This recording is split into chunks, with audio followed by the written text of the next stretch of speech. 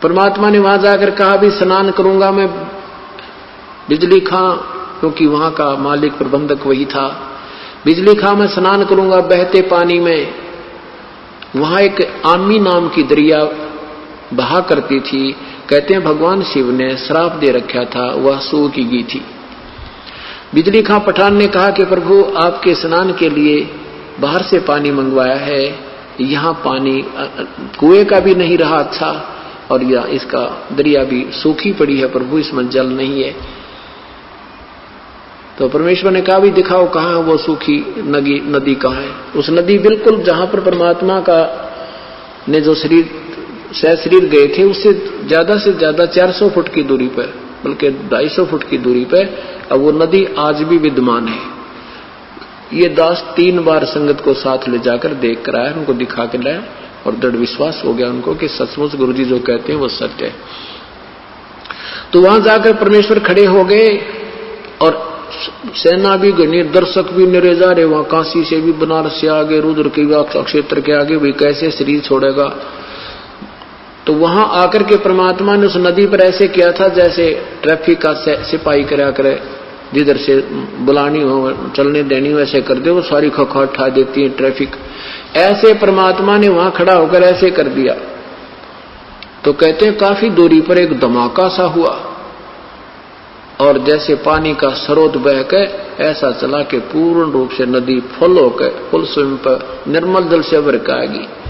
सबने गदगद हो गए, नहाए धोए, पानी पिया, ठाठों ठाठ हो गए। फिर परमात्मा ने कहा एक सदर नीचे बिछा दो, एक बिछा दो ऊपर, अब मैं स्नान करूंगा ना, मैं अपना प्रस्थान करूंगा, मैं सतलोक जाऊंगा और वही देख लियो तुम काजी पंडितो अपना हिसाब किताब ला के मैं कहां जाऊंगा। अब फिर क्या देखा कि इधर तो वीरदेव सिंह बघेल की सेना कति सडेन टू हो रही, कति हथियार तैयार करके, उधर से बिजली खां पठान की सेना खड़ी कति तैयार हुई। अब हम नहीं ले जाने देंगे, अड़कट कर मर जाएंगे, हम नहीं ले जाने देंगे अपने गुरुदेव के यहां से शरीर को। तब परमात्मा अंतर्यामी ने कहा अरे ये क्या, ये सेना किस लिए लाया है बिजली खां। नीची गर्दन कर ली, क्योंकि इधर बिजली खां खड़ा है, इधर वीरदेव सिंह बघेल खड़े हैं और सेना उधर खड़ी है, एक इधर खड़ी है, बीच में भक्त बैठे हैं, दर्शक बैठे हैं। तो परमात्मा ने कहा कि बिजली खां ये सेना किस लिए लाए हो, वीर सिंह ये सेना किस लिए लाए हो यहाँ पर। न्यू गर्दन कर ली नीचे ने, क्योंकि वो तो परमात्मा से डरते थे। क्या बोलना, क्या जवाब दें इनको गुरुदेव के सामने। तो अन्य जो हिंदू और मुसलमान मुठड़ से आ रहे थे वो कहने लगे गुरुजी हम मुसलमान तरीके से आपका यहाँ अंतिम संस्कार करेंगे, हम इन काफरों के हाथ नहीं लगने देंगे आपके शरीर को। हिंदू कहते हैं हम नहीं छोड़ेंगे, हम अपने भगवान का, अपने गुरुदेव का तुम्हारी तरह मिट्टी ऐसे नहीं डालने देंगे, हम इनको अंतिम संस्कार हिंदू रीति से करेंगे। अब चढ़ा ली बां हो गए तैयार करती। परमात्मा बोले निकम्मो 120 साल तक मैंने यह शिक्षा दी तुम्हारी, आज भी तुम एक दूसरे को दो मान रहे हो, और इस मिट्टी को कोई फूको चाहे गाडो बदस का बनेगा के निकम्मो।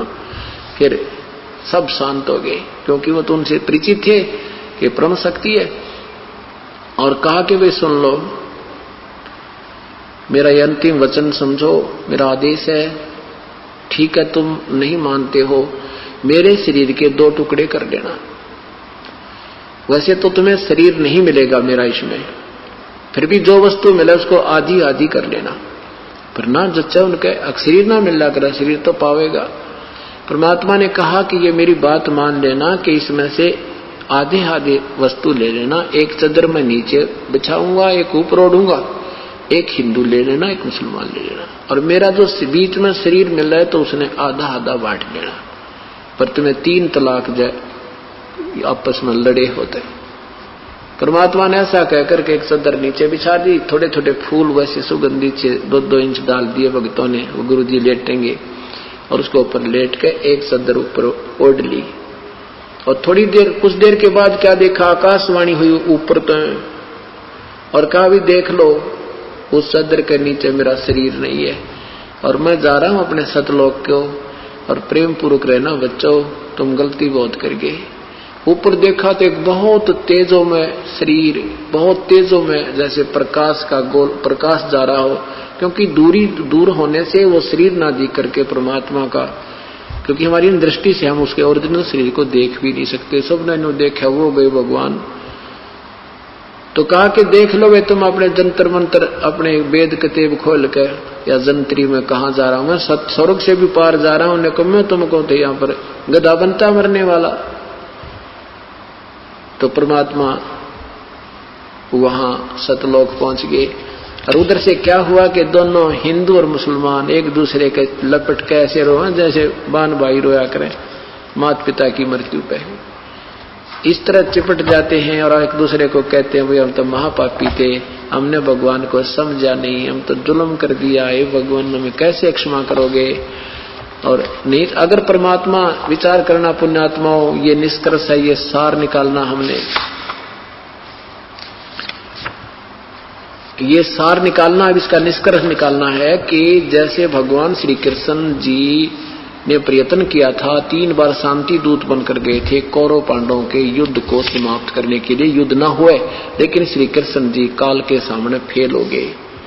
वो किसी की बुद्धि को चेंज नहीं कर सके और ये अनर्थ होकर रहा। महाभारत में 18 करोड़ व्यक्ति कट कर मर गए। और यदि परमात्मा कबीर साहब उस दिन अपनी समर्थता का प्रमाण नहीं देते तो हिंदू और मुसलमान का गहरा युद्ध छूट जाता, ना जाने कितने दुनिया मर जाती। अपनी समर्थता प्रतीक दिया कर करके उनको सोच लीला दिखा के और उसको ऐसा प्यार बढ़ा दिया, रोम और सीने का लगावे। बिजली खां पठान ने कहा भी ठीक है, गुरुदेव का आदेश था, एक सदर हम ले लेते हैं, एक तुम ले लो हिंदुओं। आदे क्योंकि शरीर के पूरा शरीर जितना होता इतने सुगंधित फूल हो गए, उस शरीर के बदले में उतने ही शरीर के तुल जितना उस चद्दर ऊपर लिपटी हुई थी, लोड रखी थी, उस शरीर जितने इतने सुगंधित फूल पाए परमात्मा नहीं पाए।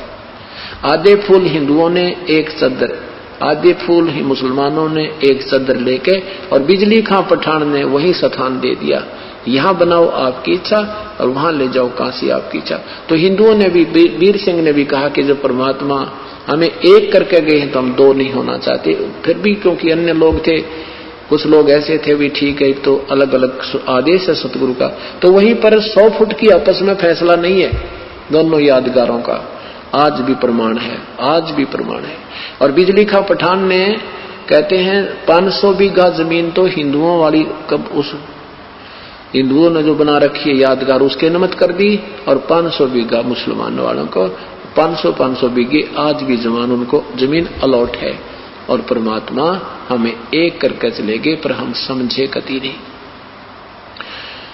अब परमेश्वर के बारे में जो दंत कथाएं बनाई गई थी, वो तो विधवा ब्राह्मणी का पैदा हुआ था, फलाना था, ये सब लोकवेद था।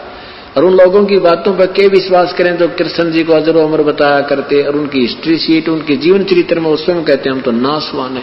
तो ये दंत कथा थी, लोकवेद थी, ज्ञान शास्त्र विरुद्ध ज्ञान था।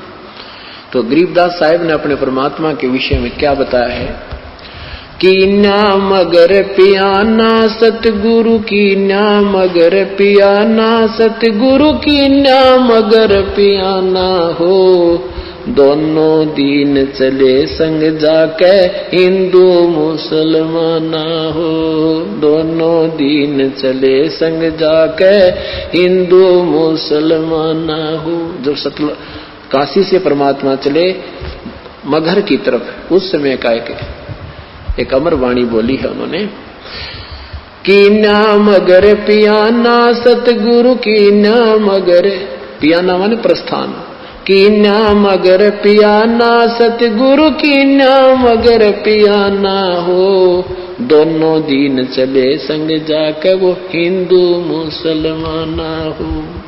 मुक्ति खेत को छाड़ चले हैं तज काशी अस्थाना हो, मुक्ति खेत को छोड़ चले हैं तज काशी अस्थाना हो। साहसिक अंदर कदम लेते है, साहसिक अंदर कदम लेते है, बादशाही सुल्ताना हो, कि नाम अगर दोनों दीन संग चले संग जाके हिंदू मुसलमाना हो, दोनों दीन चले संग जाके हिंदू मुसलमाना हो। कि नाम अगर पियाना सतगुरु की, नाम अगर पियाना सतगुरु की, नाम अगर पियाना हो, दोनों दिन चले संग जाके हिंदू मुसलमान हो। दोनों दिन चले संग जाके मुसलमान हो। चार वेद के वक्ता संग हैं वो खोजी बड़े बयाना हो। सालग राम सुरत सेवे वो ज्ञान समुद्र दान